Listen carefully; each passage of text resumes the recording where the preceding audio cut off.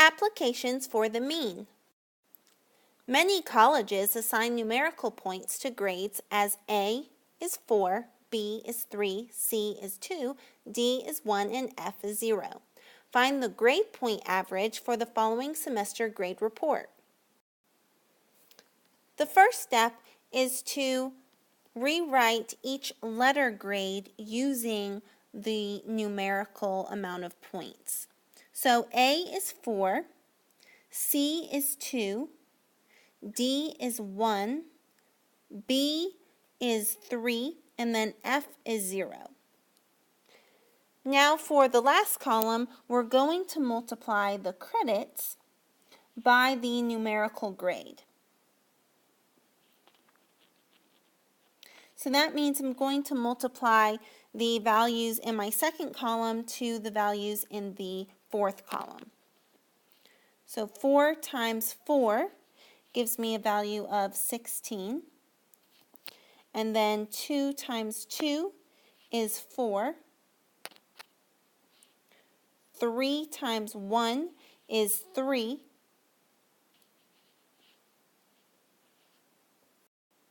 4 times 3 is 12. And lastly, 2 times 0 is 0.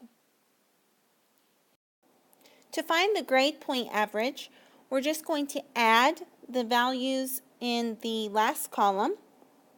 So this is 16 plus 4 plus 3 plus 12 plus 0, and then divide by the number of credits. So we're going to add all the values in the second column. So we have 4 plus 2 plus 3 plus 4 plus 2. And we get 35 over 15. Lastly, we'll just divide 35 by 15 to get a decimal of 2.333 repeating.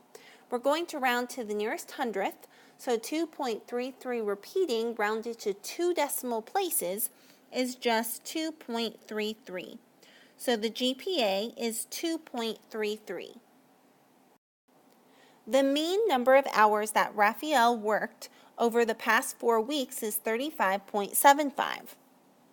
If he works 42 hours this week, what will the mean number of hours be that he will have worked over the 5-week period?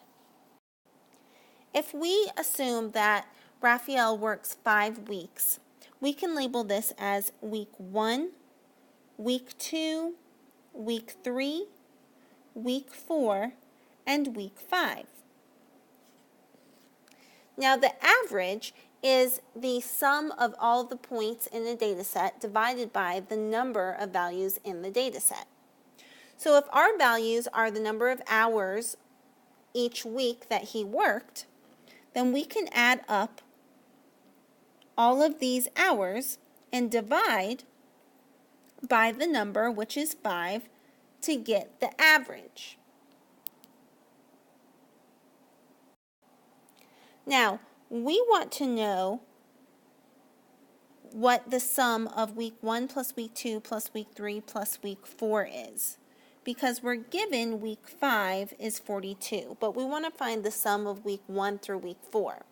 So we can find this by using the first sentence or the first piece of information that we're given.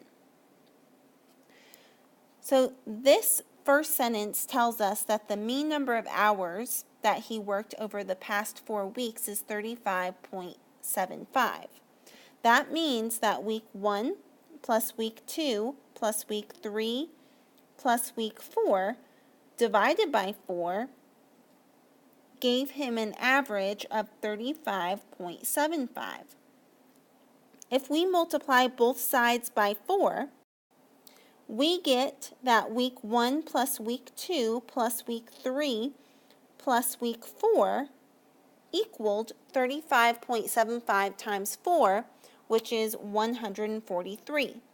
So we can substitute the sum of week 1 through week 4 into the formula to find the average of the 5 weeks. So we just found out that week 1 plus week 2 plus week 3 plus week 4 is 143. So instead of writing W1 plus W2 plus W3 plus W4, I'm just substituting that with the 143. Next, we'll substitute the week 5 for 42. That's given to us in the problem. We'll add those two numbers together and divide by 5 to get our average.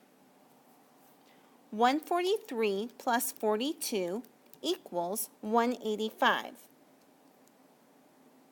Then 185 divided by 5 is 37. So, the 5-week mean is 37. Assume that in one of the classes, the student has earned test scores of 76, 81, 54, 77, and only one test remains. Part A. If the student needs a mean score of 70 to earn a C, then what must the student obtain on the final test? We'll use the mean formula to figure this out. So the mean is just the sum of all the values divided by the number of values. We'll take each of the test scores, 76 plus 81 plus 54 plus 77, and the missing test score, we'll call that X, and we'll divide by the number of tests. So we have 1, 2, 3, 4, 5 tests. And this will give us the average. Now we want the mean or the average to be a 70. So that means I'm going to let my equation equal 70. Now I'll just solve for X. First, we can multiply both sides by 5. I get 76 plus 81 plus 54 plus 77 plus X equals 350. Next, we'll add all of our like terms. So 76 plus 81 plus 54 plus 77 equals 288. Our last step to isolate the X is to subtract 288 from both sides of the equation. So I get X equals 350 minus 288, and we get a value of 62. So the student must obtain a 62 on the final test to get a C. That's the answer to part A. Now I'm going to use the same method to solve part B. Part B says if the student needs a mean score of 80, then what must the student obtain on the final test? So we'll set this equation up the same way. I have 76 plus 81 plus 54 plus 77 plus my missing test score, which we'll call X, divided by 5 equals 80, because now I want the mean to be 80. Now we'll solve for X. So we'll multiply both sides by 5, and we get 76 plus 81 plus 54 plus 77 plus X equals 400. 76 plus 81 plus 54 plus 77 is 288. Lastly, we'll subtract 288 on both sides of the equation, and we get X equals 400 minus 288, which gives us 112. So the student must obtain a 112 on the final test to get a B, and that's our answer to part B.